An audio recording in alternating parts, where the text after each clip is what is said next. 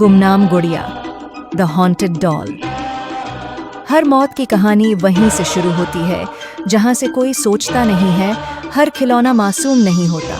साल 1993, उत्तर भारत के एक शांत लेकिन अजीब सन्नाटे से भरे पहाड़ी कस्बे में एक पुराना अनाथ आश्रम था, शांति निकेतन बाल गृह। बाहर से देखने पर यह आश्रम सामान्य दिखता था, एक खामोश इमारत जिसके चारों ओर पुराने बरगद के पेड़ खड़े थे, जैसे सदियों से कुछ छुपा रहे हों। लेकिन इस इमारत के अंदर एक ऐसा कोना था जहां कोई बच्चा खेलता नहीं था और कोई वहां आता जाता नहीं था। उस कोने में एक पुरानी लकड़ी की अलमारी थी, उसकी दरारों में धूल जमी थी और उसकी सतह पर कीड़ों के काटने के निशान थे। उसी अलमारी के सबसे निचले खाने में सफेद कपड़े में लिपटी एक अजीब गुड़िया रखी थी। गुड़िया? नहीं, वो किसी आम गुड़िया जैसी नहीं थी। उसका चेहरा बिल्कुल सपाट था, न आंखें थीं, न नाक, न मुंह, जैसे किसी ने चेहरे पर रबर की परत चढ़ा दी हो। फिर भी जो कोई उसे देखता उसे ऐसा महसूस होता कि वो देख रही है, सीधा आत्मा के अंदर तक। कई सालों से वो वहीं पड़ी थी, न किसी ने उसे छुआ न हटाया। कभी कभी रात में बच्चे कहते अलमारी से आवाजें आती हैं, कभी कोई कहता किसी ने मेरा नाम लेकर बुलाया, तो कोई डर के मारे रोने लगता। वो गुड़िया मुझे देख रही थी, उसकी आंखें नहीं हैं। फिर भी स्टाफ वालों ने इसे बच्चों की कल्पना मानकर नजरअंदाज किया, लेकिन वे नहीं जानते थे कि कुछ चीजें भुला देने से नहीं जाती। और ये गुड़िया कभी किसी की थी, किसी की बहुत प्यारी। और अब बहुत गुस्से में अनाथ आश्रम का वो कोना जहां अक्सर अंधेरा पहले पहुंचता था और उजाला सबसे आखिर में, अब एक बच्ची की आदतों का गवाह बनने लगा था। मीरा, 7 साल की, पतली दुबली, हमेशा चुपचाप रहने वाली एक बच्ची। उसकी आंखों में कुछ ऐसा था जैसे वो इस दुनिया से नहीं, किसी और जगह से देख रही हो। बाकी बच्चे जहां उस कोने से दूर भागते, वहीं मीरा हर रात उसी कोने में जाकर बैठ जाती। वो किसी से कुछ नहीं कहती, बस चुपचाप अलमारी खोलती, उस सफेद कपड़े में लिपटी बिना मुंह की गुड़िया को अपनी गोद में रखती और उससे बातें करने लगती। धीरे धीरे स्टाफ ने नोटिस किया, मीरा अब पहले जैसी नहीं रही थी। वो दिन भर चुप रहती, लेकिन रात में उसकी आंखों में एक अजीब चमक आ जाती थी, जैसे वो किसी से सच्ची बातों में उलझ गई हो। कभी कभी वो अकेले में खिलखिलाकर हंसती, जैसे कोई उसे मजाक सुना रहा हो, लेकिन कमरे में और कोई नहीं होता। एक बार एक आया ने पूछा, मीरा तुम किससे बात करती हो? मीरा ने सिर झुकाकर जवाब दिया, आर्या से, वो मेरी सबसे अच्छी दोस्त है। आर्या कौन है? यही, ये जो गुड़िया है, इसे कोई समझता नहीं, लेकिन ये बोलती है और सुनती भी है। आया के रोंगटे खड़े हो गए। गुड़िया को आर्या नाम किसने दिया? किसी ने कभी उसे वो नाम नहीं बताया था। उस रात जब बाकी बच्चे सो गए थे, मीरा फिर से उस कोने में गई। हवा में कुछ ठंडक घुल गई थी, जैसे कोई पुरानी याद फिर से जाग रही हो। वो गुड़िया उसकी गोद में थी और मीरा फुसफुसा रही थी, मैं तुम्हें कभी अकेला नहीं छोड़ूंगी आर्या, हम हमेशा साथ रहेंगे, जैसे पिछली बार थे, है ना? गुड़िया चुप थी, लेकिन कमरे में हल्की सी सरसराहट हुई, जैसे किसी ने हवा में एक नाम दोहराया हो, मीरा, वो मेरी सबसे अच्छी दोस्त है। मीरा की ये मासूम सी आवाज जब जब गुड़िया की तरफ देखकर आती थी, आश्रम की वार्डन मधुमिता घोष को कुछ न कुछ अजीब लगता था। वो 20 सालों से अनाथ आश्रम चला रही थीं। उन्होंने बहुत से टूटे हुए बच्चों को देखा था, पर मीरा जैसी शांति, मीरा जैसी गहराई उन्होंने कभी नहीं देखी। कुछ तो था इस बच्ची और उस बिना चेहरे की गुड़िया के बीच। वो गुड़िया जिसे कोई छूता भी नहीं था, वो गुड़िया जो मीरा के हाथों में जाते ही जिंदा लगने लगती थी। वार्डन ने फैसला किया, अब ये खेल ज्यादा देर नहीं चलेगा। उस रात उन्होंने सीसीटीवी कैमरा उस कोने में लगवाया, अलमारी के ठीक सामने।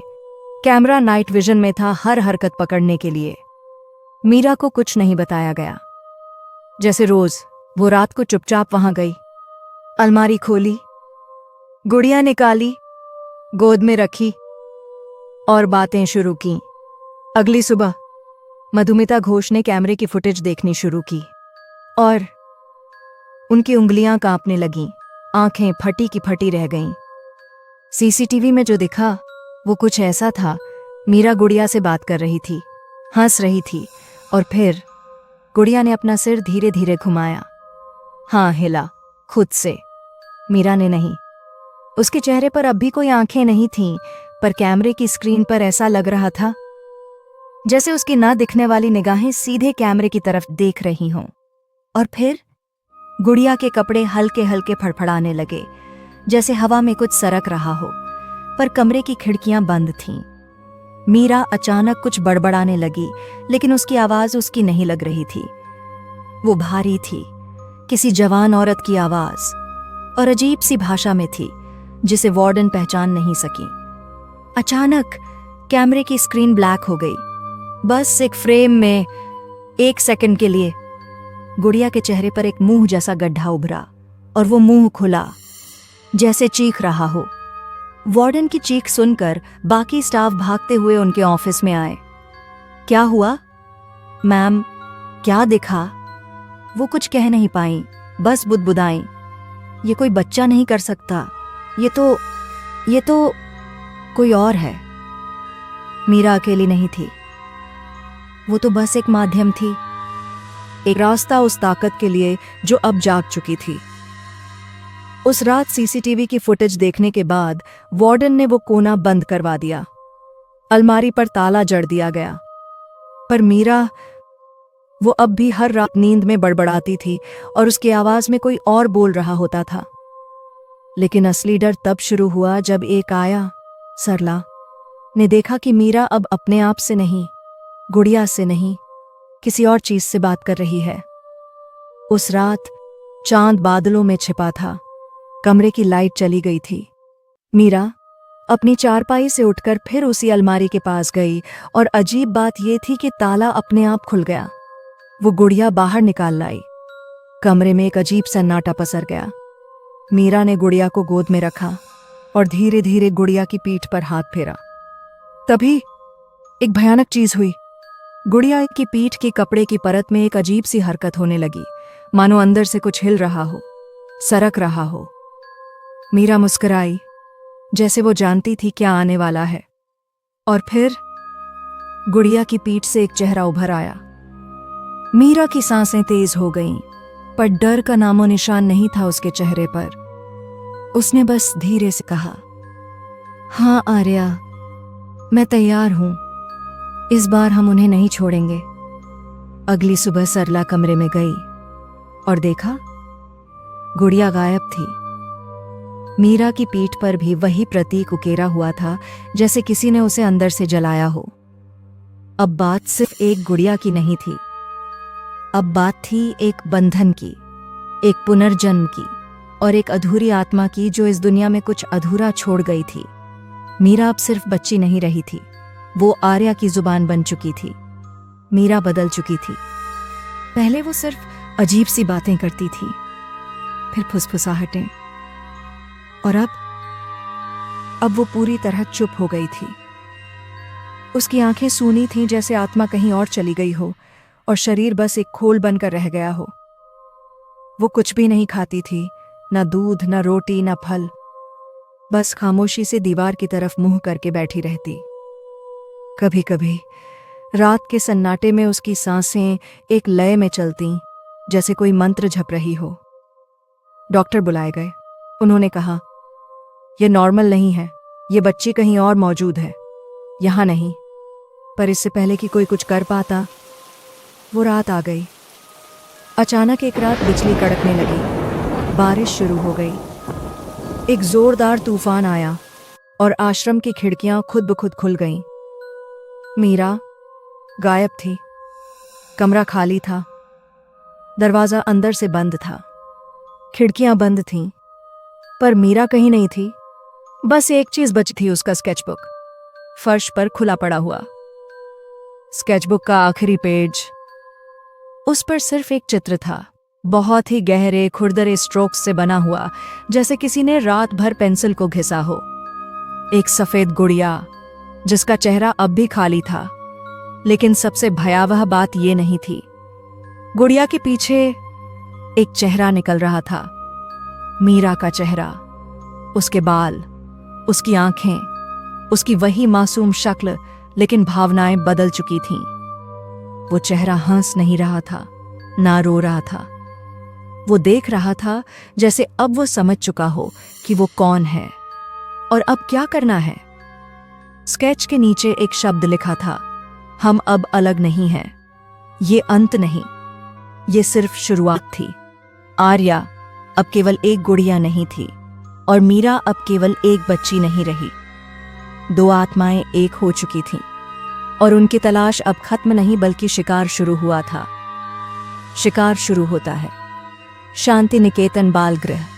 मीरा की गुमशुदगी के 3 दिन बाद आश्रम में सन्नाटा पहले से ज्यादा भारी हो गया था। दीवारें अब और भी ज्यादा ठंडी लगती थीं। बच्चों की हंसी तो पहले ही गायब हो चुकी थी, अब उनके चेहरे भी डर के साए में ढल चुके थे।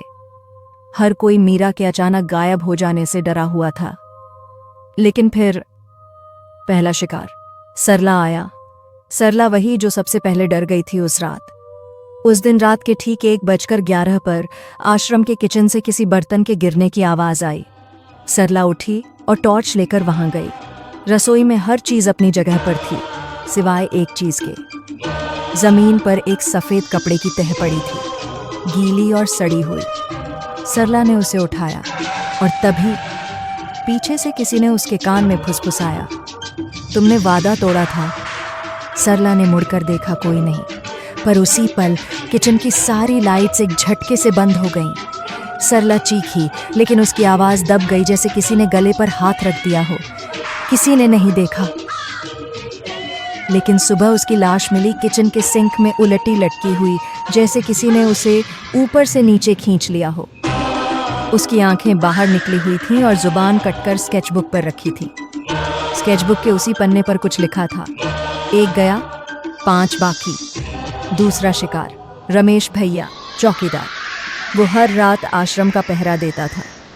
एक रात उसने देखा सीसीटीवी में कोई बच्ची सीढ़ियों पर चढ़ती दिखी। मीरा, उसने खुद से पूछा।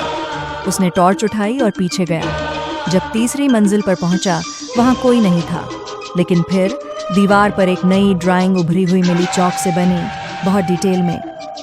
एक आदमी जिसकी आंखों में कीलें ठूंसी थीं। रमेश हंसा, बच्चों की शरारत है। पर तभी वो ही कीलें जो चित्र में थीं एक के बाद एक जमीन से निकलकर हवा में तैरने लगीं और धंस गईं उसकी आंखों में। रमेश की चीख बहुत देर तक सीढ़ियों में गूंजती रही। सुबह उसका शरीर मिला दीवार से उल्टा लटका हुआ और उसके दिल के पास लिखा था, झूठ बोलने वालों की यही सजा होती है। अब डर फैल चुका था। वार्डन मधुमिता घोष ने एक तांत्रिक को बुलाया, बाबा तृतीयानंद। बाबा ने कहा, ये कोई गुड़िया नहीं है, ये एक बंधन है, 2 अधूरी आत्माओं का संयोग। आर्या और मीरा अब एक हैं और जब तक इनकी कहानी पूरी नहीं होती, ये मारती रहेंगी। गुमनाम गुड़िया, रहस्य का खुलासा होता है। वो गुड़िया सबको क्यों मार रही थी? 40 साल पहले, साल 1953, शांति निकेतन बाल गृह तब भी मौजूद था। उसी जगह पर, उसी अलमारी में एक और बच्ची रहती थी, आर्या। 9 साल की, बेहद समझदार, लेकिन अलग सी। वो भी ज्यादा नहीं बोलती थी, बस अपनी एक गुड़िया के साथ घंटों बातें करती थी। वो गुड़िया जो उसकी माँ ने मरने से पहले उसे दी थी, एक आखिरी निशानी। उसके माता पिता नहीं थे। आश्रम में उसकी मासूमियत का कोई मोल नहीं था। स्टाफ उसे अक्सर काम में झोंक देता और बाकी बच्चे उसे पागल बुलाते थे। वो कहते, देखो, बिना मुंह वाली गुड़िया से बात करती है। आर्या चुप रहती थी, पर गुड़िया सब सुनती थी। और फिर एक रात, एक हादसा नहीं, एक साजिश हुई थी। 3 स्टाफ सदस्य, आश्रम के पुरुष कर्मचारी, आर्या के कमरे में घुसे। उन्होंने गुड़िया छीनी, उसे फेंका। वो चीखी, बहुत चीखी, लेकिन सुनने वाला कोई नहीं था। उसे मार डाला गया और उसकी लाश को उसी अलमारी में बंद कर दिया गया जहां वो गुड़िया भी पड़ी थी। उसके शरीर को मिटा दिया गया, पर आत्मा गुड़िया में समा गई और तब से वो अलमारी, वो कोना एक प्रेत का दरवाजा बन गया। तो वो सबको क्यों मार रही है? क्योंकि सबने चुप्पी साध ली थी। सरला आया जो उस रात बाहर खड़ी सब सुन रही थी। पर चुप रही। रमेश चौकीदार, जिसने बाद में सबूत मिटाए, वार्डन घोष, जिसने उस दौर में सब जानकर भी FIR नहीं लिखवाई क्योंकि आश्रम की बदनामी होती, यहाँ तक कि कई बच्चे जिन्होंने आर्या को चिढ़ाया, उसे अकेला किया और उसके आखिरी पलों में उसे पागल समझा। गुड़िया का गुस्सा एक मासूम आत्मा की पीड़ा थी। वो सिर्फ मार नहीं रही थी, वो न्याय पूरा कर रही थी। और सबसे बड़ा सच, मीरा ही आर्या का पुनर्जन्म थी। उसी गुड़िया ने मीरा को चुना क्योंकि उसकी आत्मा आर्या की ही छाया थी। दोनों आत्माएं फिर से एक हुईं और अब आर्या को अपना अधूरा काम पूरा करना था। अंतिम शिकार कौन है जो अब तक बच गया था? वो एक नाम था, डॉक्टर सुधीर त्रिपाठी, वही जो तब आश्रम के डॉक्टर थे, जिन्होंने मेडिकल रिपोर्ट में आर्या की मौत को बीमारी बताया था और मामले को दबा दिया। अब वो रिटायर होकर शहर में रहते हैं, लेकिन दरवाजे पर किसी ने दस्तक दी है। एक बच्ची खड़ी है, गोद में एक सफ़ेद गुड़िया। तो हम क्या करें? वार्डन ने कांपती आवाज़ में पूछा। बाबा बोले, आर्या को मरा हुआ नहीं माना गया था, उसका अंतिम संस्कार नहीं हुआ था। उसका सच आज भी इस इमारत में बंद है। अगर तुमने उसे न्याय नहीं दिया तो हर जिंदा शरीर उसका निशाना बनेगा। तीसरा शिकार, रोहित, 11 साल का बच्चा, जिसने एक बार मीरा की गुड़िया को लात मारी थी। उसी रात रोहित ने सपने में देखा वो एक बड़े कमरे में बंद है। दीवारों पर सिर्फ एक चेहरा, बिना आंखों का, बिना मुंह का। हर दीवार पर बस वही चेहरा और बीच में मीरा सफ़ेद पोशाक में। वो बोली, तुमने मेरी आर्या को मारा था, अब वो तुम्हें अपना बना लेगी। रोहित की माँ ने सुबह देखा उसका बेटा गुड़िया में बदल चुका था। उसकी चमड़ी प्लास्टिक जैसी हो गई थी, उसकी हड्डियाँ सिकुड़ गई थीं। वो अब एक नई गुड़िया था, बिना मुंह का। अब आश्रम के हर कोने में डर था। स्टाफ ने बच्चे हटाने शुरू कर दिए, लेकिन एक आखिरी बच्चा बचा था, रिया, मीरा की सबसे अच्छी दोस्त। मीरा के गायब होने से टूट चुकी थी, लेकिन अब उसे आवाज़ें सुनाई देती थीं। रिया, तुमने मेरा वादा तोड़ा। रिया को याद आया एक बार मीरा ने उससे कहा था, मरने के बाद भी हम दोस्त रहेंगे ना। रिया ने मना कर दिया था, डर के मारे। अब वही डर उसके सामने था। एक रात कमरे में अकेली रिया ने देखा दरवाज़ा खुद ब खुद खुल गया। कमरे में घना अंधेरा भर गया। दीवार से गुड़िया रेंगती हुई उतरी, पर इस बार उसके पीछे मीरा भी थी। मीरा अब वो मीरा नहीं रही थी। उसकी आंखें काली हो चुकी थीं, गहरी अंतहीन खाइयों जैसी। उसकी आवाज़ दोहरी हो चुकी थी, जैसे दो आत्माएं एक साथ बोल रही हों। चलो रिया, अब हमारी बारी है खेलने की। रिया की चीखें बहुत देर तक आती रहीं और फिर एकदम चुप्पी। अगली सुबह वार्डन का कमरा खुला था। टेबल पर बस एक नोट रखा था, अब हम दोनों साथ हैं, अब कोई हमें अलग नहीं कर सकता। आर्या और मीरा सिर्फ नाम नहीं है, हम एक कहानी है।